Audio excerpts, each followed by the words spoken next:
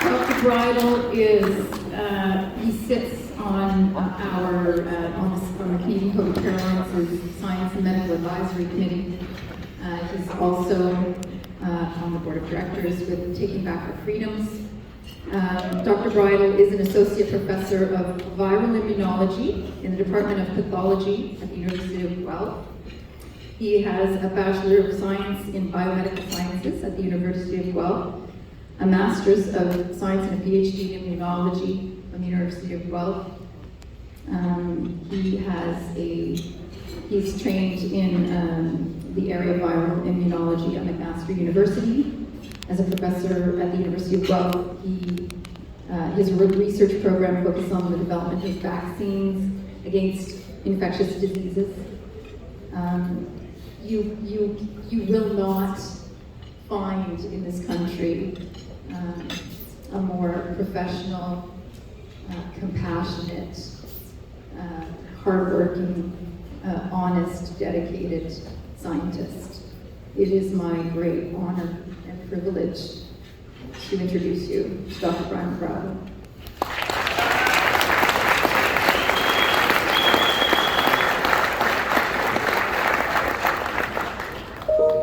Thank you very much for that introduction, Christine. Welcome everybody to this evening. It's a real pleasure for me as a scientist to be able to talk to you today and share with you a little bit about the science.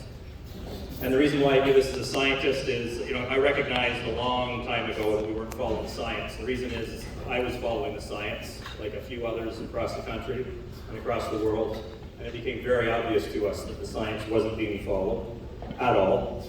And so it's great that Christine Anderson is here tonight, because I've felt for a long time that the way out of this is either going to be through lawyers, but I also have experience now in 18 court cases around the world. And I'm finding the court system is very politicized. And I really think it's going to rely on our politicians, and our politicians are going to need the support of the people, of all of us, if they're going to be able to affect change. As a scientist, one thing that I can still do is give everybody the confidence and show you why you can have the confidence in standing firm in your stance. Okay? Those of us who have been speaking out about this, the physicians and scientists, we questioned ourselves over and over again when we were being attacked, brutally attacked, and endlessly attacked. But what that did is, iron sharpens iron, and we became even more confident that we were correct in what we were interpreting with the science. And so I'm going to share that with you. And by the way, I'd also like to welcome the audience that's joining us remotely. And this presentation, I've told the organizers they can feel free to make this available to you. So, one of the things, let's see here. Okay. 1 second. The lasers aren't working on this one that I was given, but the laser does on this one. So I love trucks. And so what I'm going to share with you is something very specific. I figured I'm going to share a specific piece of science. And what I want to go at is the foundation. So I've been involved in a lot of court cases, serving as an expert witness. And what I've seen is a lot of literature piling up on the side supporting this narrative that does not follow the science. But the literature is getting large enough that it's very difficult to convince judges that it's untrue. Because what you have to do with science is you have to weigh the weight of the evidence. All right, so there's been a lot of bad science that's accumulated. So the best way to take down this tree of science is to go at the root. All right, and that's what I'm going to do today. I'm going to show you what I consider to be the major flaw with all of the COVID science. So just before I do that, I'll just give you, for those of you who don't know me, I'll give you a quick overview of my background. So I've been expressing concerns about the COVID-19 vaccine rollout right from the get-go. And I was recognized as an expert in my field of viral immunology and as a vaccinologist. And I was being interviewed by mainstream media. So I was on shows like W5 and the West Block. And I was expressing concerns about the speed at which these vaccines were being developed. But one of my, I saw that things were going awry with the speed at which these vaccines were being developed. The process was far too fast. But what really made me aware that things were really going off track was when people started attacking my children. And so what happened is we were in a school district where they had a policy, an isolated quarantine policy is what they called it. And so my youngest son, here is Johnny, he has Down syndrome. A classmate of his tested positive for COVID-19. So we received a notice from our local medical officer of health that we had to place him and all the children that were in his class, plus all the children that were on the bus with this student that tested positive. They were all to be placed in what was called isolated quarantine. And for me, it was very frustrating because I'll never forget, I sat at the table reading this letter to my wife and my 2 kids, and my older son, Ben, who's 17, said to me, why does Johnny have to be placed into solitary confinement? And at first I said, no, this isn't solitary confinement, this is what they call isolated quarantine. But I actually couldn't differentiate it. In fact, when it comes to solitary quarantine, there's a limitation on how long you can put a person in solitary confinement, I would say, because it's considered inhumane. But yet they were asking us to put our children locked away in their bedroom for 2 weeks on their own. And if any family member had to come within 2 meters of them, they had to be masked, etc. And they wouldn't even we weren't allowed to let them out of the house. And so there's no way I was going to abuse my child. I wasn't going to let somebody force me to abuse my child. So I actually took this picture, and one newspaper did publish that picture of us defying the order.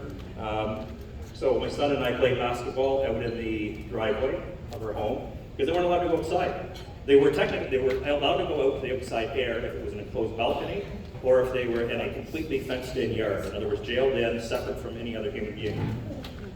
So that's when I put my foot down and thought, this is really going off the rails. But I also just want to let you know that I felt early on that I had to justify the fact that I did know my trade, right? I did know about the science when it came to virology and immunology. So myself and a few colleagues wrote an open letter.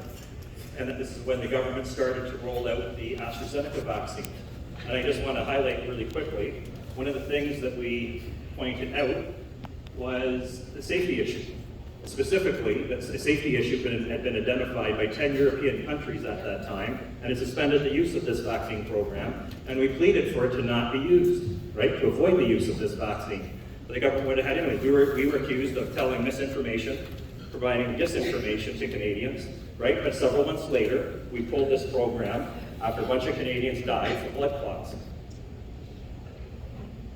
And then this is the day that'll live in infamy for me for the rest of my life. May 27th, 2021, I was interviewed by Alex Pearson on her radio show called On Point. And she asked me a very simple question, just one question. Could the mRNA vaccines potentially be linked to myocarditis in young males? In particular, a lot of cases that were appearing in young males in Israel at the time. And I said, yes. I thought that there was the potential for that, which was considered to be highly controversial. But I went on and I started talking about the lots of potential mechanisms of harm that by which these vaccines could do something like this, that cause things like myocarditis. And the 2 real controversial things that I brought up was the biodistribution of the vaccine. So I had obtained a copy of the biodistribution study that Pfizer provided to the Japanese government, and it went everywhere throughout the body. And what really got me scared at that time is we were publicly told that these vaccines were behaving like traditional vaccine technologies, that they stayed at the injection site, and so I knew we were being lied to. And I wasn't actually surprised by the fact that it was being distributed widely. That's what I knew from the 10 years leading up during the development phase of these vaccine technologies. That's what it was supposed to do. But we were told that it wasn't. So I assumed there must have been some proprietary alteration to the vaccine technology that caused it to stay at the vaccine site. So when I saw this data, I knew something was really wrong and that we were being lied to. And then the other thing that was very controversial at the time is I highlighted that the spike protein, if it did get distributed throughout the body, could serve as a toxin and cause harm in the body. So I had, I guess, too much foresight as an expert too soon, and it was highly unpopular, and I got brutally attacked after that. I got deplatformed, I got fact-checked to the wazoo, and it hasn't ended. To this day, I have colleagues that still attack me incessantly on social media. And so the crazy thing is I went from being able to have a voice on mainstream media to, I actually went, this is in the Parliament building in Ottawa, and this is the same place where Justin Trudeau gives a lot of his speeches. And I was hosted by MP Derek Sloan to participate in a, what we were talking about is it was a parliamentary address that we're giving about censorship of scientists and physicians in Canada. And so remarkably, this parliamentary event about censorship was the first parliamentary event ever censored in Canada. And it was actually quite amazing because when we showed up, a few of us at the front here who spoke, the room it's a great big room. It was completely empty. There was only one camera. Wow. And the only one there was CPAC because they had to legally be there. They had to record all parliamentary events. And that's it. The only other one actually showed up, and great on them was Rebel News. But they weren't allowed to. But they were told very sternly they were not allowed to ask any questions, and so we had to actually go outside to the back of the Parliament building to give them an interview.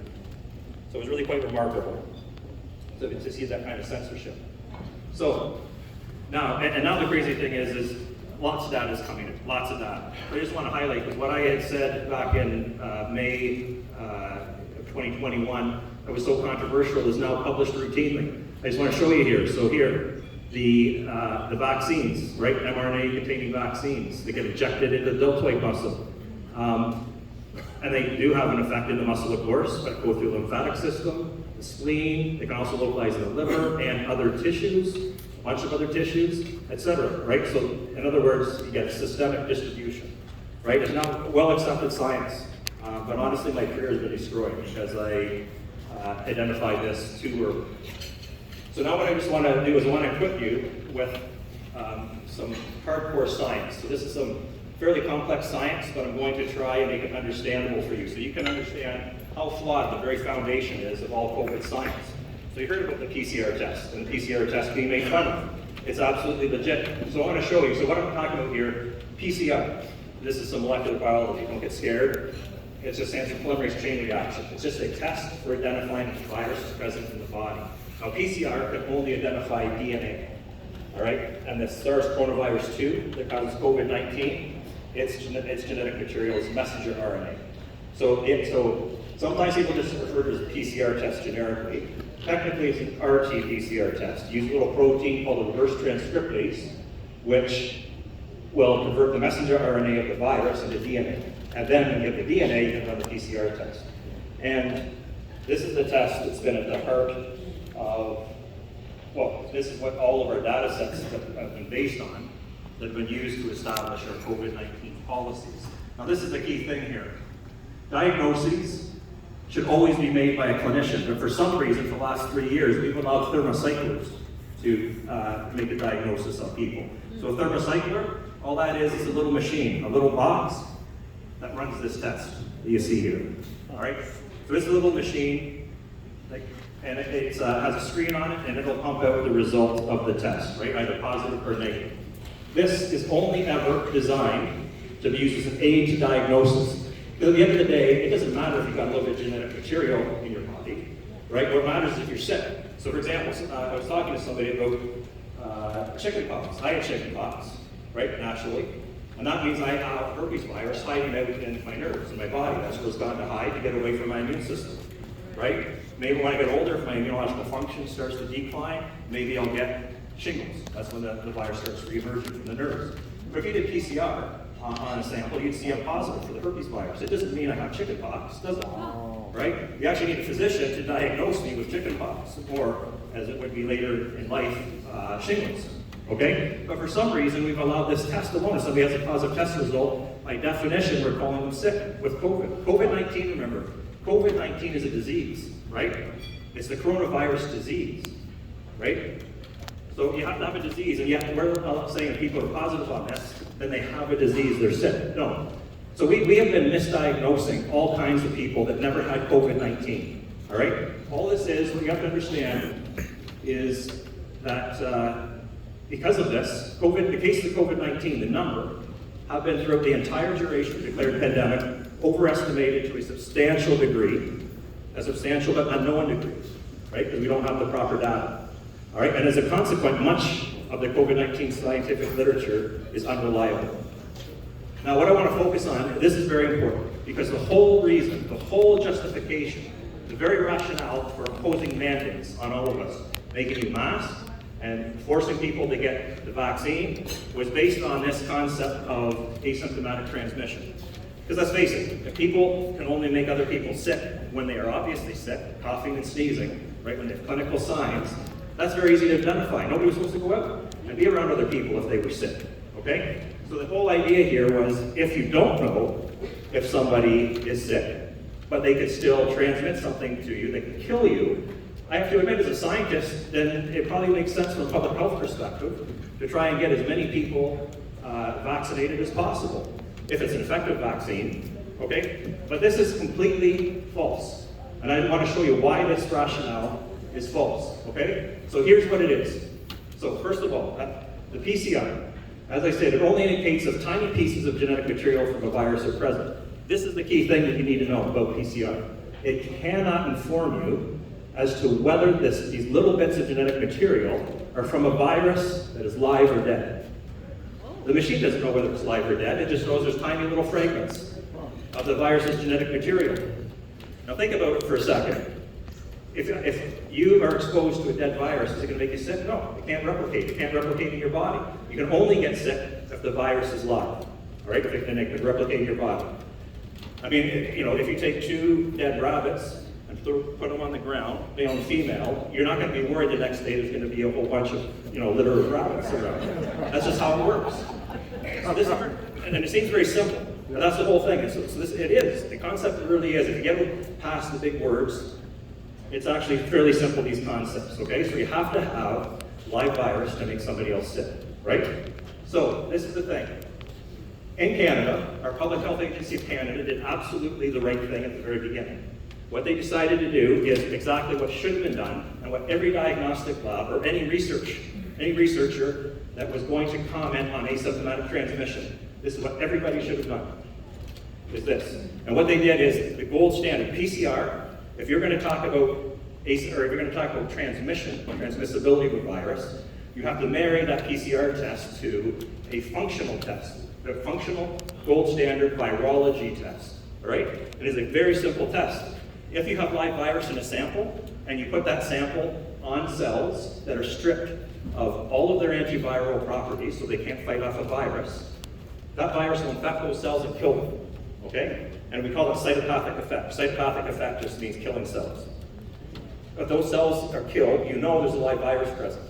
All right, and what you do, so you just take somebody, take a sample, those nasopharyngeal swabs that they were doing, you just take those, you split them into 2. With one you do PCR, and the other one you do this gold standard test. My lab does this test all the time, actually. And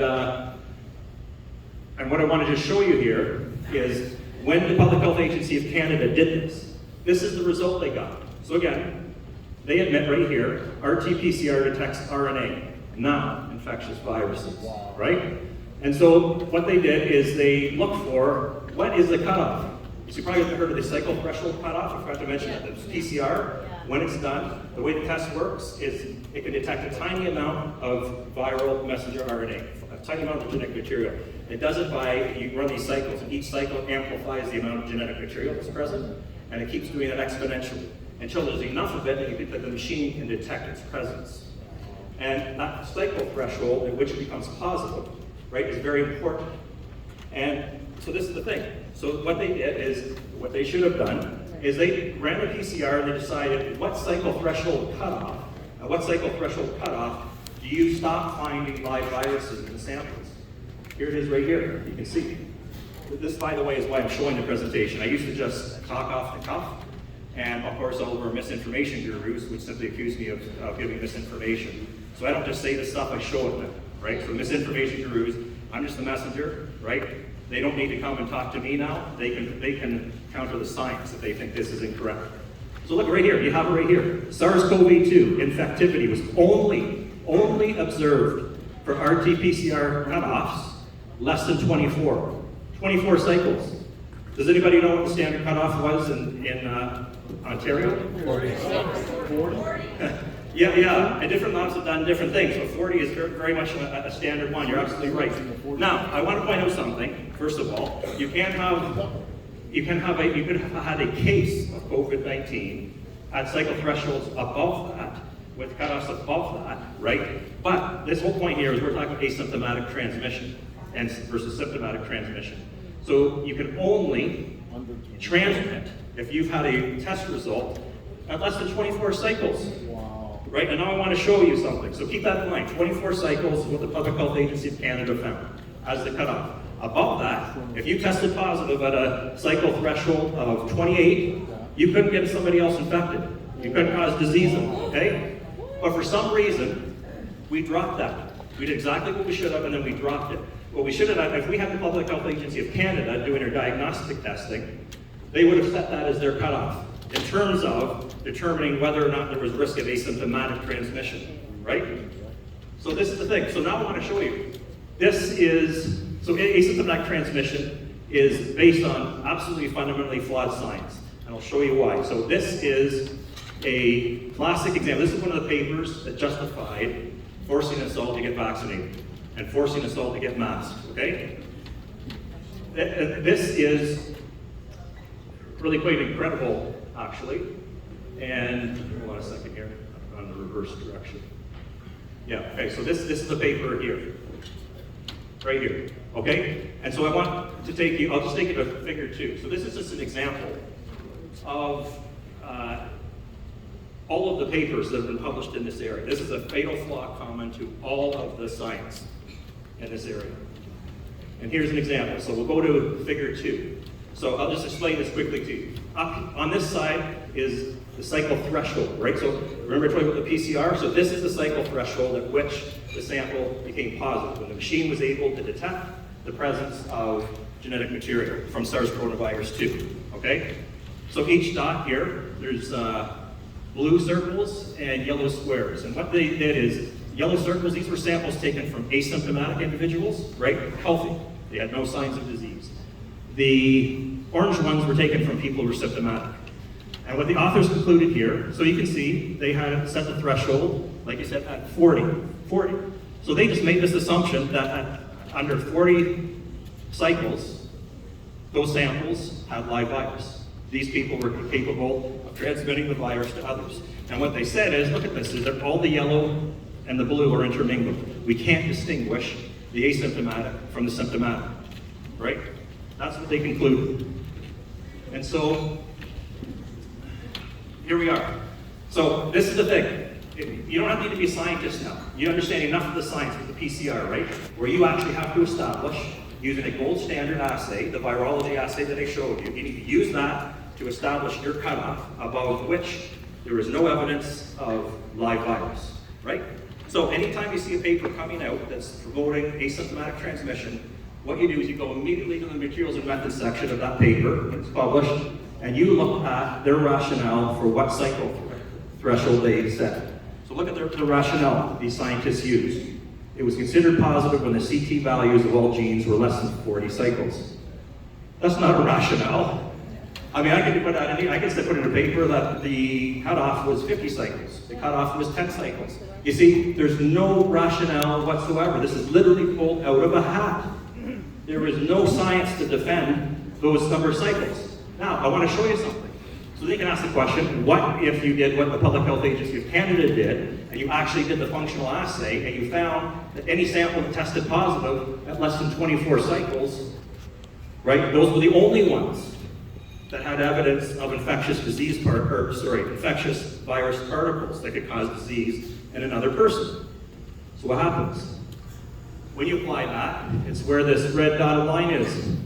What happens remarkably is you're left with, there's 3 yellow squares here, 1 blue circle. So the way this test works is they look for 3 little pieces of the virus's genetic material, 3 little pieces. And that way they can be quite confident it's SARS coronavirus 2. So you have to be positive on all these tests. So this one cannot be a positive, this blue is only positive on 1 of the 3. Yeah. This one, I don't know if this is the same person. If this is the same person, then they tested positive. So all these hundreds of samples, when you actually apply that cutoff, 1 person was actually positive. 1 person had evidence of infectious virus particles. 1 person out of the hundreds. And by the way, that 1 person happens to be a symptomatic individual, the yellow square. So what happens is, So see, this is a classic example of garbage in, garbage out. If you just randomly set your cutoff and you don't have any rationale for it, you end up with garbage conclusions. And so this is really quite remarkable, because as I said, when you apply that gold standard rule, that rationale for where you place the cutoff, 99.7% of the people that the authors declared to be harboring infectious SARS-CoV-2 did not. They did not. And so you can see, this represents a fatal flaw. Look at the conclusion that they drew from this. Isolation of asymptomatic patients may be necessary to control the spread of SARS-CoV-2. That's why they masked you, and that's why they made you get vaccines. This is why. And when you apply the proper science and the proper cutoff, this conclusion is completely incorrect. A proper conclusion from this paper, if you use the gold standard assay, is that there is zero evidence of risk of transmission to other people from asymptomatic individuals. There is no rationale for masking healthy people. There's no rationale for forcing healthy people to be vaccinated. That's just how it is, all right? And so I've gone through all the literature. I did this for a court case. And I found 48 other papers, 48 other published papers. I'm not going to go through them, but they're all just like what I just showed you. In court, if a judge wants me to, I'll happily go through all 48 papers and show them step by step, just like I did, how they are all completely fatally flawed. And here's the list here. So any of the naysayers, any of the people, this is the literature base now that is built up and that has been used to justify masking us and vaccinating us. And masking our healthy children, of all things. Right? And scaring them into thinking that they're going to be killing grandma and grandpa. It's ridiculous. So any of the people who would accuse me of providing misinformation, I'd be happy to sit down with you and discuss any of these, plus the one I already showed you, any of these 49 papers. All right? And we can discuss the science. Right on. You're So,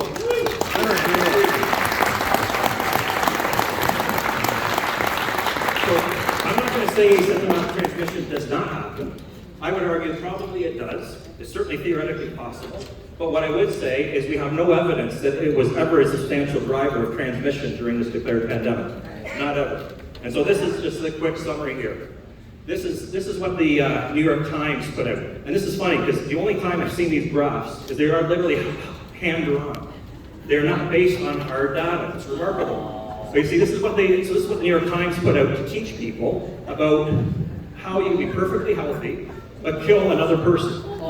Right? Is because you get exposed to the virus. Right? So this is a viral load, and the argument is you have to reach a certain threshold, a certain number of live virus particles in your body, and by the way, they be in the upper airways, and you have to expel them in sufficient quantity to get somebody else infected, and to overwhelm their own innate immune system, such as the mucus lining the lungs, etc., right? To actually get those viruses through that mucus into cells where they can start replicating and establish what we call a productive infection.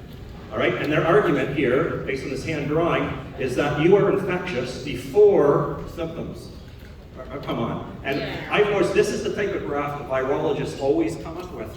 And they're always hand drawn like this. It's remarkable. Right? And so the argument is this is justification for why you had to be masked, why healthy people had to be masked, and why they should get vaccinated. Everybody. This is the correction to it. This is what I would argue as an immunologist is the proper version of the graph.